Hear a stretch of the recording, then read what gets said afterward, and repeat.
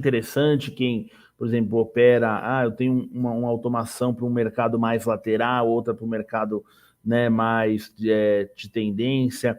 Mas eu sempre fui um cara, vou ser sincero aqui nas respostas, né, turma? Eu sempre fui um cara Boa. que procurei nichar, né? Eu procurei ser especialista em alguma coisa sempre que eu comecei a operar. Que frio é esse? Tá frio aqui, Mauricião. Já que tá frio aqui. Eu sempre procurei ser especialista, nichar, né? Então, assim, para você ter ideia, hoje eu tenho alguns setups, né? Alguns setups de uma mesma forma de atuação, né? Por quê? Porque quando a gente coloca, vamos lá, só para vocês entenderem, quando a gente pega, vamos supor que você opere suporte e resistência, coisa mais simples do mundo. Compro no suporte, vendo na resistência, e eu consegui programar de uma forma que o MetaTrader entenda quando é um suporte, quando é uma resistência. Beleza, um fundo, se o fundo foi igual ao fundo anterior, você conseguiu. Tá. Então, sua estratégia é comprar no suporte e vender na resistência. Com uma estratégia simples dessa, você tem várias variáveis que vão ser necessárias do tipo, beleza, você comprou no suporte, qual que vai ser seu alvo? Né? Onde vai ser seu stop?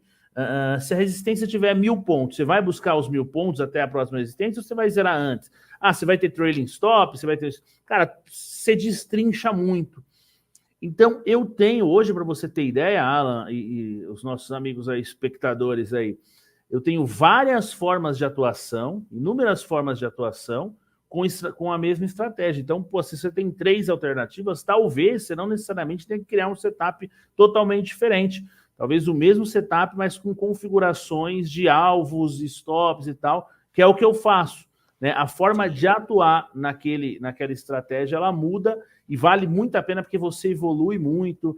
Às vezes você estava com um viés na cabeça, né, de, putz, eu tenho que sair com tantos pontos, eu tenho que operar 3-1, né, que é ter um alvo de 3 com stop de 1, ou eu tenho que, não posso fazer médio, sei lá. Às vezes você estava enviesado de alguma maneira e você fala, caramba, eu estava errado, né, a minha estratégia era boa, mas eu estava errado com essas regrinhas que eu criei para o robô, tá? Então, tem muita coisa e admiro quem tenha vários setups e faz um de price action, outro de tape reading, outro de tendência, outro de não sei o quê. Acho bacana, não condeno, mas eu prefiro nichar. Minha parada é player de mercado, é o que eu olho mais. Olho alguns detalhes da análise gráfica para reforçar ali o que eu estou vendo de player, principalmente pontos de entrada e saída e tal. Mas a player é um elemento muito forte para mim. E dentro disso, eu vou criando algumas estratégias. Por exemplo, se você parar para pensar, um exemplo bem dentro disso, tá, Alan? Só para a gente entender. Eu já tenho uma estratégia trade sincronizado rolando na Smartbot, tal, tem um desempenho legal, histórico bom, e ela tem um limite de stop de 500 pontos na operação, que é um limite grande até, né, para muita gente aí que opera mais curto, né? Porém, com alvos proporcionais. Esses dias a gente fez num dia ali 880 pontos, né?